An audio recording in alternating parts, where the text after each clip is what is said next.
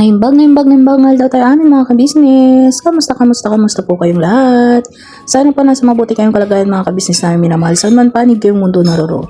You know, as you can see mga kabisnes, tayo ay magpe-prepare ng gabi. Ito pong dahon niya mga kabisnes ay ginugupit-gupit ko po at papatuyuin po natin at iluluto nating laing. Pero hindi po ito ang ating iluluto ngayon at yung tangkay po ang ating iluluto ngayon mga kabisnes. Try na po ba kayo ng tangkay ng gabi na pinaksiw mga kabisnes? Ito po ipapakita ko sa inyo mamaya mga kabisnes. Siguro po karamihan hindi pa alam tong luto na to. May share ko lang po ito sa inyo mga kabisnes.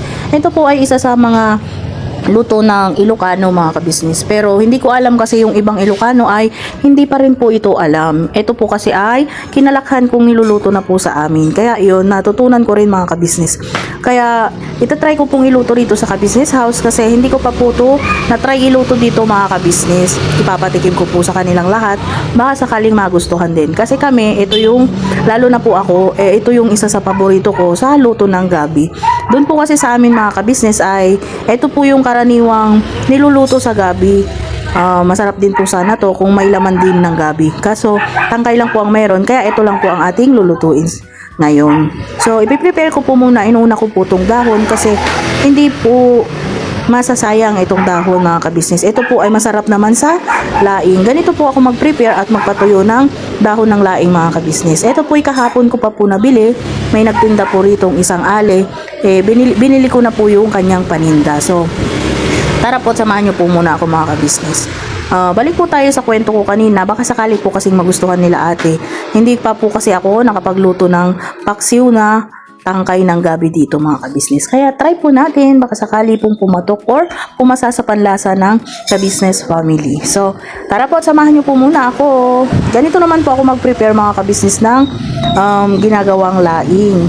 Mas masarap po kasi para sa akin yung purong dahon lang ng laing. Dahon lang ng gabi mga kabisnes ang gagawing laing. Ito po ay kahapon ko pa binili. Hindi ko po agad ginawa para matanggal po muna yung dakta niya mga kabisnes. Dakta po kasi kung babagong pitas. Kahapon po ay babagong pitas po ito. Yun po, natapos ko na po yung dahon mga kabisnes. Andito na po tayo sa tangkay. Ganito po ako mag-prepare mga kabisnes ng tangkay ng gabi. So, ganyan lang po. Hinahati-hati ko po ng katamtaman lang para mabilis po siyang balatan. Kayo po mga kabisnes, binabalatan din po ba ninyo yung tangkay ng gabi or niluluto nyo rin po ba? Kasi meron akong part ng may natikman po ako dati na hindi na raw po nila binabalatan yung tangkay ng gabi. Pero syempre, kanya-kanyang style po yon sa bawat luto. Di ba po ba mga kabisnes? Kami po kasi kinasayanayan namin, binabalatan din po yung tangkay ng gabi. Pero yung natikman ko naman noon mga kabisnes na hindi binabalatan yung gabi, hindi rin naman po makati. Siguro, depende talaga yon sa nagluluto. So, ganyan lang po ako mga kabisnes. Time-slap ko na po mga kabisnes kasi pagka hindi ko po time-slap, baka mainip na po kayo sa aking paghihimay kung mabagal. So, ganyan lang po para mabilis tayo mga kabisnes. So, habang naghihimay po ako mga kabisnes, sana po i-comment naman ninyo kung ano pa yung iba-ibang luto ninyo sa gabi. Gusto ko rin po kasing matuto pa ng iba. Yung iba mga kabisnes ay inaadobo rin to, itong tangkay ng gabi na katikim na rin po ako ng inaadobo. Yung iba nga po kilaw lang po maliliit naman po yung gayat ng kinikilaw. Tapos tawag nun, papakuluan ng konti, tapos tawag nun? Pipigain mga kabisnes hanggang sa walang katas. Tapos titimplahan nila ng suka, sibuyas, luya, paminta, yun mga kabisnes, at sili. Masarap din mga kabisnes. Banda-banderiyan ay ilulutuan ko rin kayo ng ganun. Pero sa ngayon, ito munang paksiw na tangkay ng gabi ngayon ang lulutuin natin. Next time, papakita ko rin sa inyo yung ginagawa namin or natikman ko na kilaw na tangkay ng gabi. So, ayan mga kabisnes, kailangan lang po mabilis para hindi po kayo mainip sa aking paghihimay. Yung iba naman po kasi mga kabisnes ay naiinip din pag sobrang tagal yung aking mga video or aking mga ginagawa. Kaya pagpasensyahan nyo na po ang aking mga nagagawang video mga kabisnes naming minamahal at pinagsisikapan ko naman pong i-improve kung ano po yung mga sinasabi nyo na dapat kong gawin at hindi dapat gawin para po gumanda yung ating vlogs. So maraming salamat po sa mga nagbibigay lagi ng suggestion at maraming salamat pa rin naman po sa mga nagbabash. Kaya kayo rin po yung isang ginagawa kong inspirasyon mga kabisnes para pagbutihin ang aking mga ginagawa at syempre pagpatuloy ang aking mga ginagawa kasi may mga kabisnes na pag hindi po ako nagluluto ay nagchat po talaga sila or nagko-comment na namimiss na yung aking luto serye. Kaya maraming salamat po sa mga nag-aabang na rin sa mga vlog ko na about sa pagluluto. Maraming salamat din po sa mga natutuwa kahit mga simpleng luto lang po ang aking naipaglilingkod sa inyo mga kabisnes. Hayaan nyo po at ginagawa ko naman po ang lahat ng makakaya ko para makapagbigay din sa inyo ng tip kahit papano about sa pagluluto. Pero syempre, hindi ko naman po matututunan yon kung wala din pong nagturo sa akin at nagtuturo hanggang ngayon mga kabisnes. Yung mga tip din naman pong naituro ko mga kabisnes sa inyo ay syempre, pag marunong ka pong makisama na sharean ka rin ng mga kasama mo sa trabaho, yun. Yung mga kasama ko po kasi dati sa trabaho mga kabisnes ay nag-aanuhan kami, nagpapalitan ng mga pwedeng suggestion or tip para sa mga pagluluto. So, yun mga kabisnes, eto naman po at nagre-ready na ako ng mga sangkap ng ating lulutuin mga kabisnes. Meron po dito bawang, sibuyas, luya mga kabisnes. Yan po ang ating mga pangunahing sangkap. At syempre may siling green po tayo. Hugasan po muna natin mga kabisnes bago natin gayatin. Ginagayat ko po to para lalong mabango mga kabisnes. Hindi naman po to maanghang.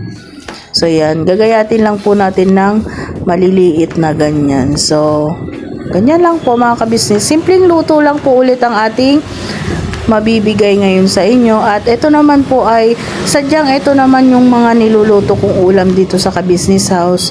Pero kung anong iluto ko ay ipinapakita ko naman po sa inyo. Sadya lamang po na mahilig kami rito lahat ng gulay at isda. Kaya baka napapansin nyo po madalang ako magluto ng mga karne. Yun po talaga kami dito mga ka-business. Ito po yung mga paborito naming ulam, mga gulay at isda. So, maglalagay din ako ng ilang pirasong siling labuyo mga kabisnes. Masarap po kasi to yung may konting kagat ng anghang.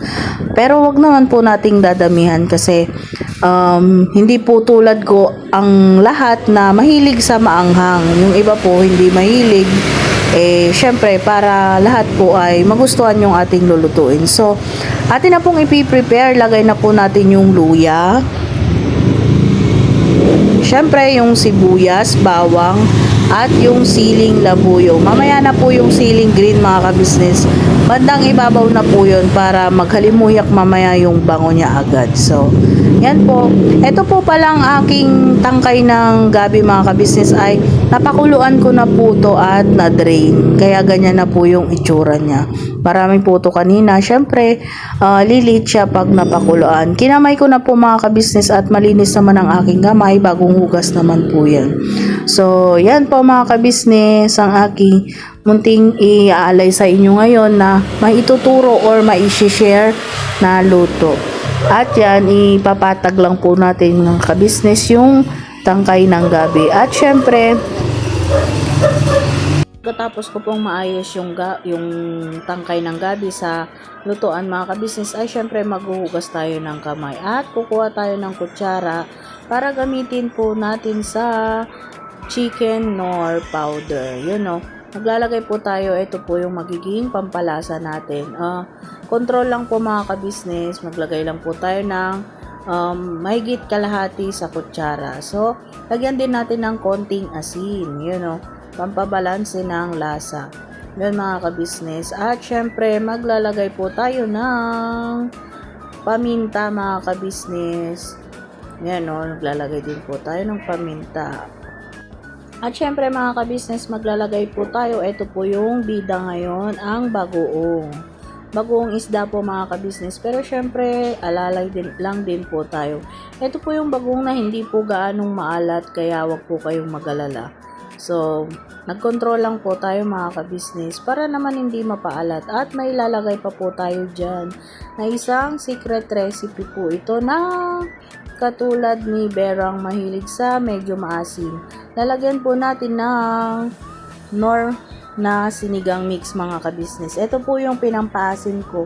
Yung iba po ang nilalagay ay suka. Ako po ang gagamitin ko ay etong pampaasim na sinigang mix para po malasa na po siya. Try nyo po mga kabisnes at hindi po kayo magsisisi. Baka hindi pa po ninyo natatry. At lagyan po natin ng tubig.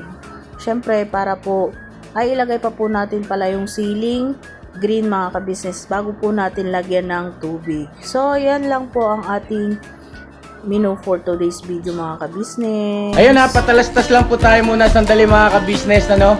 So, ayun po, kami po ay dealer ng mga sewing machine. Iba-ibang klase mga sewing machine po, high speed, aging, piping, etc. Ano po, household, industrial. Meron po tayo niya mga kabisnes. So, dun sa mga inquiries po, paki-message nyo po yung Facebook page namin. At paki-contact rin po kami sa aming cellphone number. Maraming salamat po mga ka-business. So yun, tuloy na panonood. Discover! At bago po natin isalang mga ka-business ay lagay na rin po natin yung sahog na pritong tilapia. Opo mga ka-business, prito pong tilapia ang ating sahog. Para po masustansya pa rin, hindi po siya karne. So yan po ang mga ka-business. Papakuluan ko lang po siya ng mga 30 minutes kasi luto naman na po yung ating tangkay ng gabi mga kabisnes. Ay napakuluan ko na po kanina, luto naman na. Kaya pinakuluan ko na lang po ng 30 minutes at eto na po ang ating paksiw na tangkay ng gabi. So yan po ang ating ulam for today's video mga kabisnes. Sana po mag-enjoy po kayo at sana po gayahin ninyo kahit papano. At sana po mga kabisnes masarapan din po kayo. Hanggang dito na lamang po ang vlogs ng inyong lingkod, Bera and Lito Official. At sana po maglalambing lang po ako. Sana mga kabisnes ay patuloy po nating suportahan Kabisnes Official, Kabisnes Family, Papa Dins TV at syempre yung kay Mars, Mrs. KB Official. Sama na rin po natin ang mga kagwangs, mga kabisnes, support po natin silang lahat. At syempre, ang mga reactors na rin po at anime angels mga kabisnes. Pasensya na po kayo at hindi po nakapag-shoutout ang inyong lingkod at kukunti pa naman silang comment. Bawi po ako bukas at lahat po kayo isa-shoutout ng inyong lingkod. Never say goodbye. Tomorrow is another day. Birabanat mga kabisnes. Todo. Ingat po kayo and God bless us all. Bye-bye.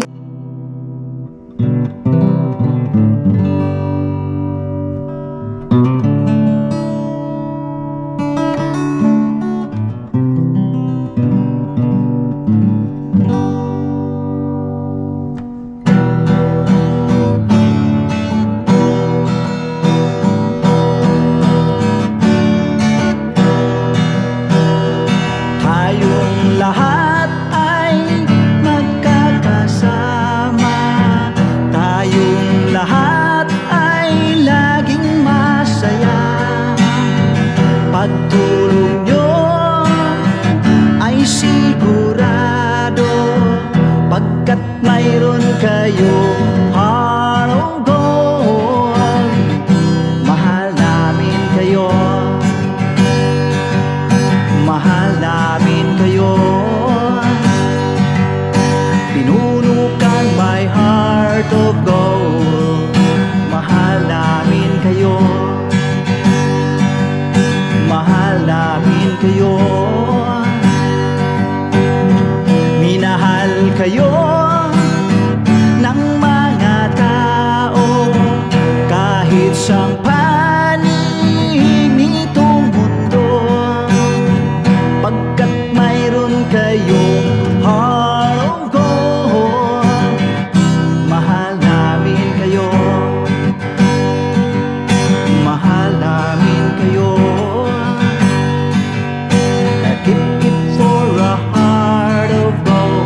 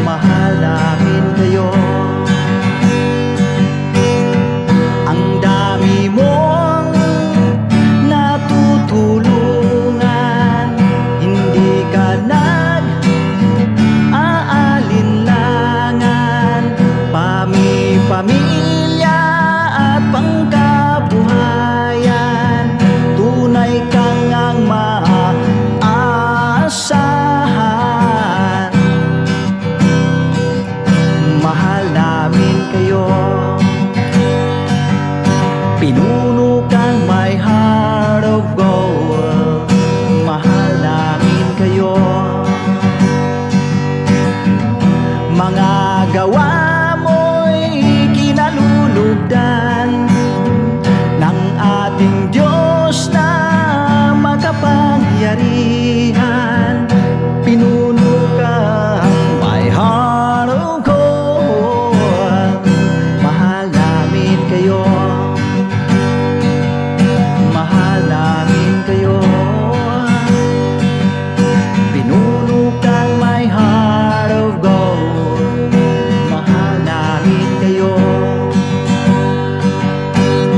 minahal kayo ng mga tao kahit sa panig nitong mundo, pagkat mayroon kayong heart of gold. Mahal namin kayo, mahal namin kayo. I keep it for a heart of gold. Mahal namin kayo. Pinuno kang my heart of gold. Dinadhana ka kay Marigold, pagkat mayroon kayong heart of gold. Mahal namin kayo, mahal namin kayo.